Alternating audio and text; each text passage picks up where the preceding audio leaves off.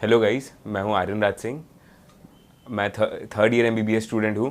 All India institute of medical science that is AIIMS new Delhi, सबसे premium institute country का, जहां पे आप एस्पायर करते हो कि आप वहां पे एडमिशन ले पाओ।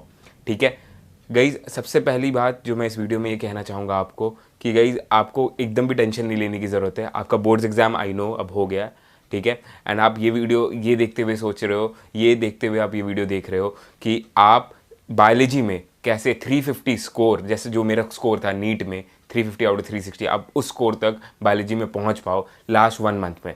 मैं जानता हूं कि आपका स्कोर 200, 250, 280 पे आप स्ट्रगल कर रहे हो एनसीईआरटी के साथ, ठीक है। बायोलॉजी में उससे ऊपर आपका स्कोर आपके टेस्ट सीरीज़ में नहीं बढ़ रहा है, पर मैं भी इस प्रॉब्लम से सफ़र करता था अपने समय जब मैं प्रिपेयर कर रहा था। पर मैंने लास्ट 1 मंथ में ऐसा क्या किया था जिसकी वजह से एंड में जाके मैं 350 आउट ऑफ 360 बायोलॉजी में सिक्योर कर पाया, ठीक है। तो वीडियो एंड तक देखिएगा यार, आपको पूरा मैं स्ट्रैटेजी बताऊंगा कि कैसे बायोलॉजी में आप ये स्कोर अचीव कर सकते हो।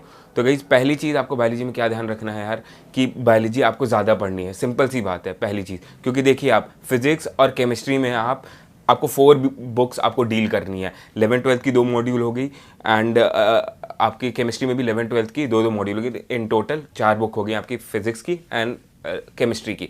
उस 4 बुक से आपको 180 मार्क्स के क्वेश्चंस आ रहे हैं फिजिक्स केमिस्ट्री ईच में। पर बायोलॉजी में आपके पास सिर्फ 2 वॉल्यूम है, क्लास 11th की एनसीईआरटी, क्लास 12th की एनसीईआरटी, जिससे नीट के पेपर में, ठीक है, अब तो एजर्शन रीजनिंग नहीं आ रहा है, एम्स का पेपर स्क्रैप कर दिया गया है। मैं बता रहा नीट का पेपर आपको उसी लेवल का होगा। तो अगर वो 2 बुक से अगर आप 360 मार्क्स तक का पेपर अटेम्प्ट कर सकते हो तो उसे आपको ज़्यादा पढ़ना है, ठीक है। तो आपको पहले क्या करना है ना यार, आपने कोई भी टेस्ट सीरीज जो भी अटेम्प्ट करके रखी है ना, ठीक है, आप 1 वीक अपना अभी चैलेंज लीजिए। जब भी आप ये वीडियो देख रहे हैं 1 वीक का आपको चैलेंज देना है। उस चैलेंज में क्या करना है अब मैं बताता हूँ। देखिए आपको क्या करना है, आप जो पुराने टेस्ट सीरीज आपने पेपर अटेम्प्ट कर रखे हैं उसकी आप एनालिसिस कीजिए। आप देखिए आप कहाँ बायोलॉजी में लैग कर रहे हैं, क्योंकि बायोलॉजी का सबसे ज़्यादा वेटेज और 2 बुक से इतने ज़्यादा मार्क्स के क्वेश्चन आ रहे हैं, तो आपको उस पर सबसे ज़्यादा फोकस करना है। तो बायोलॉजी आपकी प्रायोरिटी होगी, ठीक है। एंड बायोलॉजी में और उसमें भी आप सब प्रायोरिटी कैसे डिसाइड करोगे कौन सा चैप्टर आपको करना है। आप क्या कीजिए, आप नेट से डाउनलोड कर लीजिए प्रीवियस ईयर में कितने क्वेश्चन किस टॉपिक से आए हैं, उसके हिसाब से आप डिसाइड कर सकते हो कि हाँ ये टॉपिक जो है इसको ज़्यादा प्रायोरिटी मेरे को देनी है, क्योंकि इससे ज़्यादा क्वेश्चन आए। फॉर एग्जाम्पल एनिमल किंगडम है, बहुत बड़ा टॉपिक, आपको काफ़ी पढ़ाया गया होगा, ठीक है। मैंने अपने टेलीग्राम चैनल जिसका नाम एम्सोनियन ARS है, उस पर मैंने ये फ्री ऑफ कॉस्ट अपलोड करके रखा हुआ है कि हाँ यार आपका एनिमल किंगडम जो है उससे बहुत कम क्वेश्चन आ रहे हैं, ठीक है। आपके 1-2 क्वेश्चन आ रहे हैं उतने बड़े चैप्टर हैं जिसमें आपको इतना ज़्यादा मगअप करना है, तो आप वो टॉपिक को अवॉइड करो। इन द सेंस आपको वो पहले नहीं पढ़ना है, ठीक, छोड़ नहीं देना, मैं ये नहीं कह रहा हूँ, आप उसको बाद में पढ़ोगे। अब एक टॉपिक है आपका जैसे जेनेटिक्स या एवोल्यूशन, ये हाई यील्ड टॉपिक्स है, आपके एक चैप्टर से 5 से 6 क्वेश्चन बन रहे हैं इसमें, तो आप क्यों ना उसको पहले करो।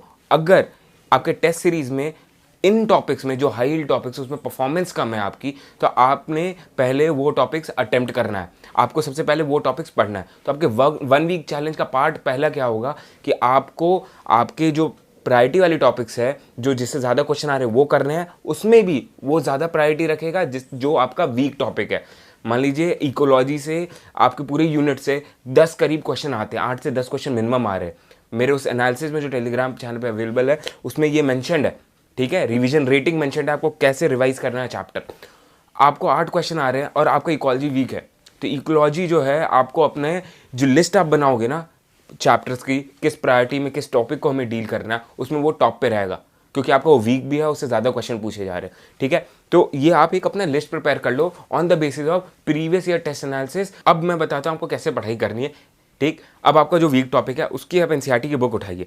देखिए आप ऑलरेडी 1-2 बार तो एनसीईआरटी पढ़ रखे होंगे, इतना तो एक्सपेक्टेड है आपसे। अगर आप एक्सपेक्ट कर रहे हो अपने आप से 350 आउट ऑफ 360 अचीव कर पाओ या फिर उससे ज़्यादा आप अचीव कर पाओ ना, तो मेरी आपसे एक एक्सपेक्टेशन है कि आप 1-2 बार तो एनसीईआरटी पढ़ोगी कोई हर चैप्टर का, ठीक है। तो अब आपने उसमें कुछ हाईलाइट किया होगा, अंडरलाइन किया होगा, वो सारे जो इंपॉर्टेंट चीज़ें आपने हाईलाइट अंडरलाइन किया ना, उसको आपको गो थ्रू होना है। बहुत ज़्यादा समय नहीं देना है एक टॉपिक को, क्योंकि आपको साथ ही साथ फिजिक्स केमिस्ट्री भी पढ़ना है दिन में। बायोलॉजी को ज़्यादा इंपॉर्टेंस देना है, ठीक है, क्योंकि वो 360 मार्क्स का है, पर फिजिक्स केमिस्ट्री भी तो करना है, तभी तो हम लोग टॉप रैंक ला पाएंगे। एंड मैं आप चाहता हूँ कि आप एम्स दिल्ली पहुँचे, तो उसके लिए आपको टॉप 50 रैंक तक एम करना पड़ेगा, ठीक। तो आपको फिजिक्स केमिस्ट्री भी इक्वली बैलेंस करना है। तो बायोलॉजी में जो आपने टॉपिक्स पढ़ रखे हैं उसको आपको फ्लिप थ्रू करना है, गो थ्रू करना है। एंड आपको ये ध्यान देना है कि आप डायग्राम्स कुछ भी मिस ना करें। जितने डायग्राम्स है ना एनसीईआरटी के, उसके डिस्क्रिप्शन जो दे रखे हैं, उस डायग्राम को इतने अच्छे से आपको इतने बार बार देखना है, ठीक है, रेगुलर बेसिस पे, ठीक, कि आपको उसका कलर भी याद हो जाए, उसकी आपकी लेबलिंग याद हो जाए कि हाँ भाई राइट साइड भी इसकी लेबलिंग थी, ये डायग्राम इस पेज के लेफ्ट साइड पे था, ऊपर था, नीचे था, एंड क्या लेबलिंग थी, क्या कलर था, इतने अच्छे से आपको फोकस के साथ वो चीज़ें पढ़नी है, ठीक है। सारे एग्जाम्पल्स आपको याद होने चाहिए। एग्जाम्पल याद नहीं हो रहे, मैं समझ सकता हूँ यार, इकोलॉजी में इतने ढेर सारे डेटा हैं, प्लांट फिजियोलॉजी आप चैप्टर उठाइए, कैटायंस के इतने ढेर सारे फंक्शंस दे रखे हैं, आपको नहीं याद होगा, कोई बात नहीं यार, समय कम है। हम लोग क्या करेंगे, एक ट्रिक यूज़ करेंगे कि यार आपने क्या करना है, आपने फैक्ट शीट बना लेनी है, ठीक। फैक्ट शीट आपको क्या करनी है, जितने भी आपके जो फैक्ट्स हैं ना बायोलॉजी में आपको याद नहीं हो रहे हैं, जिससे आप गलती करते आ रहे हो अपने टेस्ट सीरीज़ में, वो आपको क्या करना है, कट करके क्या पेपर पे लिख के सामने चिपका देना जहाँ पे आप पढ़ाई कर रहे हो, ठीक है। स्टडी टेबल पे आप रोज़ देखोगे उस चीज़ को, 20 दिन बचे हैं, 30 दिन बचे, 30 बार देखोगे आप सुबह शाम देख सकते हो उसको, आप कुल्ला करते समय, इनफैक्ट मैं ब्रश करते समय भी चीज़ें देख रहा होता हूँ, ठीक है। उसका मोबाइल में मैं फ़ोटो खींच लेता था, कहीं ट्रैवल कर रहा हूँ, आप कोचिंग जा रहे हो, स्कूल से वापस आ रहे हो, जो भी है, ठीक है, आप कहीं ट्रैवल कर रहे हो, कोई पार्टी में गए, आते जाते जो ट्रांजिट टाइम है ना, उसमें भी आप ना फ़ोन पे देख सकते हो कि हाँ ये इंपॉर्टेंट चीज़ें, मेरी वीकनेस, जो वीक पॉइंट्स हैं वो मैं देख पा रहा हूँ, एंड उसको मैं बार बार याद करूँगा, तो उससे क्या होगा, नेक्स्ट टाइम जब वो क्वेश्चन आएगा ना टेस्ट में आपके, तो आप कर पाओगे, ठीक है। यहाँ पे ये एक चीज़ आपको याद रखनी है यार, आपको hard work plus smart work दोनों एक्सपेक्टेड है, सिर्फ स्मार्ट वर्क से नहीं होगा। स्मार्ट वर्क तो मैंने आपको बता दिया कि बायोलॉजी ज़्यादा पढ़ो क्योंकि उससे क्वेश्चन आ रहा है यार, पर क्योंकि अब आपके पास ज़्यादा समय नहीं बचा है, आपके 1 महीने का करीब समय बचा है, तो हार्ड वर्क तो डेफिनेटली आपको करना पड़ेगा। अगर आप नहीं कर रहे हो हार्ड वर्क, तो यार आपकी रैंक कोई और ले जाएगा, ये डेफिनेट सी बात है। 17 लाख स्टूडेंट्स ऑलमोस्ट आपके साथ कम्पीट कर रहे हैं, आपको अपना एक मार्क सेट करना है वहाँ पे, आपको अपनी एक छाप छोड़नी है ना, आपको प्रीमियर इंस्टीट्यूट में जाना है, मौलाना आज़ाद, वीएमएमसी, ठीक है। तो आप ऐसे ही नहीं पहुँच जाओगे, आपको उन एस्पिरेंट से जो हार्ड वर्क कर रहे हैं उनसे एक एक्स्ट्रा एज आपके पास होनी चाहिए, ठीक है। इधर आपको और क्या करना है कि आपने जब चैप्टर अपना स्ट्रॉन्ग कर लिया ना, 1-2 बार आपको उस चैप्टर को रिव्यू कर लियो, आपको क्या करना है, अब फिर से कोई भी आपका टेस्ट है जिसमें वो टॉपिक पूछा है, आप फिर से लगाने बैठो उस टॉपिक को, ठीक है। एंड आपको पता चलेगा कि हाँ अब मैंने इतनी पढ़ाई कर ली थी बायोलॉजी की, इतना मैंने अपने वीक टॉपिक पे स्ट्रेस कर लिया, अब मेरी क्या स्टैंडिंग है उस चैप्टर को लेके, मैं कितना अच्छा कर पा रहा हूँ, ठीक। अब ये 1 वीक चैलेंज में आपको डिसाइड करना है कि आप कितने चैप्टर्स को डील करना चाहते हो, ठीक है। पूरे टॉपिक्स की आप लिस्ट बनाइए एंड अच्छे से उसको डील करते रहिए। बुक प्रेफर कर सकते हो फॉर सॉल्विंग द क्वेश्चंस, आपको अगर नए क्वेश्चंस की ज़रूरत है, वरना आपके पास अपना जो पुराना मॉड्यूल है, पुराना कोचिंग मटेरियल है, वो नहीं सॉल्व किया हो, कोई बुक आप पहले से फॉलो करते आए हो, उसी पे स्टिक करिए, कुछ नया लेने की ज़रूरत नहीं है। नेक्स्ट चीज़ मैं बोलूँगा, पेपर कैसे अटैम्प्ट करना है। कई लोगों को इसमें प्रॉब्लम होती है कि भाई भैया आप ये बताइए, मैंने पढ़ाई तो कर ली, मैंने मेहनत कर ली, एनसीईआरटी पढ़ लिया, पर फिर भी पेपर में मैं वो चीज़ नहीं कर पा रहा हूँ जो मैं एक्सपेक्ट कर रहा था अपने आप से, पेपर में मैं मार्क्स नहीं ला पा रहा हूँ, मैं कहीं ना कहीं मिस कर रहा हूँ। तो पहली चीज़, पेपर अटेम्प्ट करने से आपको 2 चीज़ें याद रखनी है। बायोलॉजी आपको फटाफट करना है, ठीक है। बायोलॉजी में आपको जो है इतना समय बचा लेना कि आप फिजिक्स केमिस्ट्री भी डील कर पाओ, क्योंकि देखो यार 720 मार्क्स का जो पेपर है ना, उसमें स्कोर आपका सिर्फ बायोलॉजी की वजह से नहीं आ रहा, फिजिक्स केमिस्ट्री से की वजह से भी आ रहा है। तो बायोलॉजी में ऐसा नहीं करना, बहुत समय दे देना कि बायोलॉजी, हाँ भैया ने कहा कि 4 बुक आपको फिजिक्स केमिस्ट्री में पढ़नी है और तब जाके 180 मार्क्स आ रहे हैं, यहाँ पे 2 बुक्स आपके 360 आ जा रहे हैं, तो मैं बायोलॉजी को बहुत समय दे दूँ और सब सही कर लूँ। नहीं यार, बायोलॉजी जैसे मैंने बोला फैक्चुअल है, ठीक है। आपने फैक्ट शीट बनाई थी, देखो मालूम है आपको आंसर तो आप करके आ जाओगे, कोई कॉन्सेप्ट नहीं लगाना है, ज़्यादा कॉन्सेप्ट की चीज़ नहीं है। फिजिक्स केमिस्ट्री में कॉन्सेप्ट की ज़रूरत है, तो आपने क्या करना है ना, बायोलॉजी में अगर आप अच्छे से एनसीईआरटी पढ़ो, जैसा मैंने अभी बताया, लाइन टू लाइन डायग्राम्स वगैरह सब याद रखो, तो आप 1 मिनट में बायोलॉजी के 3 से 4 क्वेश्चन ले जाओगे, कर लोगे। फिजिक्स केमिस्ट्री में आप ऐसा नहीं कर सकते थे। तो आप ना बायोलॉजी में सिंपल सी बात है, आपको अग्रेसिव अप्रोच रखना है, ठीक है। ये पहला पॉइंट था। दूसरा पॉइंट जो मैं बायोलॉजी में करते समय आपको बोलूँगा पेपर में, ये ध्यान रखिए कि कभी भी बायोलॉजी का क्वेश्चन करने के बाद आपको पलट के नहीं देखना है।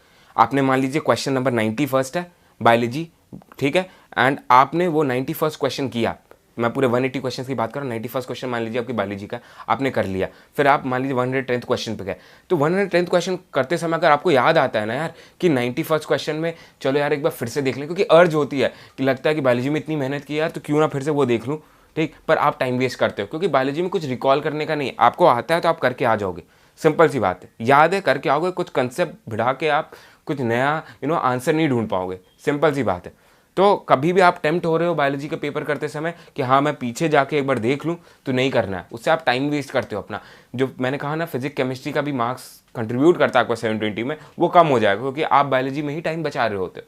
तो फाइनली बायोलॉजी में आपको क्या करना है यार, 350 आउट ऑफ 360 लाने के लिए पहले वीक टॉपिक्स को आप अपने कैटेगराइज कर लीजिए, ठीक, उसमें प्रायोरिटाइज कर लीजिए कि हाँ ये वीक टॉपिक है, उसमें ये ज़्यादा क्वेश्चन इससे पूछे जा रहे हैं, तो वो पहले मैं करूँगा। आपने पढ़ाई कर ली, आपने बुक प्रैक्टिस कर ली, जो आपके पास ऑलरेडी बुक है उससे आप प्रेफर कर सकते हो, या फिर मेरी नीट मोस्ट वांटेड जो बुक है अमेजोन पे अवेलेबल है, आप उसे प्रेफर कर सकते हो अगर आपके पास कोई बुक नहीं है, ठीक है। अब पेपर में आपको क्या करना है, एग्रेसिव अप्रोच रखना है और कभी भी पीछे मुड़ के बायोलॉजी के पेपर में नहीं देखना है। लास्ट पॉइंट, गोल्डन पॉइंट मैं ये बोलूँगा, जिनका स्कोर ऑलरेडी 330 340 टच कर रहा है उनको मैं कहूँगा कि जेनेटिक्स, बायोटेक्नोलॉजी, एवोल्यूशन, इकोलॉजी, ये जो बुक्स है ना आप साइड बुक से ज़रूर पढ़ लीजिए, ये जो टॉपिक्स है सॉरी साइड बुक से ज़रूर पढ़ लीजिएगा, क्योंकि इसमें एक्स्ट्रा क्वेश्चन आते हैं जो आउटसाइड एनसीईआरटी होते हैं। मैंने अपने बुक में भी वो चीज़ें कवर करने की कोशिश की है, पर अगर आप नहीं कर सकते हो वो चीज़ तो पहले 320 मार्क्स टारगेट कर लीजिए, उतना मार्क्स ले आइए आप डेफिनेटली 360 में 320 अगर आप लाते हो, 600 प्लस मार्क्स आप ला रहे हो, कट ऑफ क्रॉस कर जाओगे, आप एक प्रेस्टीजियस गवर्नमेंट मेडिकल कॉलेज में एंट्री ले पाओगे, you will be able to save money of your parents, ठीक है, एंड आप प्राइवेट के एंड एमबीबीएस अब्रॉड के झंझट से बच जाओगे, ठीक। आप चुपचाप एक अच्छे गवर्नमेंट मेडिकल कॉलेज से एमबीबीएस कर पाओगे अगर आप ये चीज़ करते हो तो। So all the best guys, keep hustling, जो मैंने पॉइंट बोले उसका दिमाग में ज़रूर ध्यान रखिएगा एंड आप बहुत अच्छा कर पाओगे। अपने पे बिलीव रखिए, अभी भी समय है, कर सकते हो, जी जान लगाते रहो यार। एंड में ना यार यही बात आती है, कौन स्ट्रगलिंग फेज में कितना एफर्ट पुट करता है और गिव अप नहीं करता है, ठीक है, क्योंकि रिजल्ट तो यार जिस दिन आना है उसी दिन आएगा, डिक्लेयर होगा। अभी आप टेंशन पालोगे, एंशियस हो जाओगे रिजल्ट को लेके, तो पूरा आप अपना ना 2 साल की मेहनत जो 3 घंटे में आपको रिप्रेजेंट करनी होती है ना, वो ख़राब करके आ जाओगे। And thank you Delhi knowledge track कि आपने मेरे को अपॉर्चुनिटी दी कि मैं अपने बिलवड एस्पिरेंट्स के साथ ये चीज़ें शेयर कर पाया, टिप्स शेयर कर पाया। कोई भी एस्पिरेंट जो है ना यार, अगर अच्छा स्कोर कर पाते ये वीडियो देख के तो मेरे को बहुत ज़्यादा खुशी होगी। Thank you so much.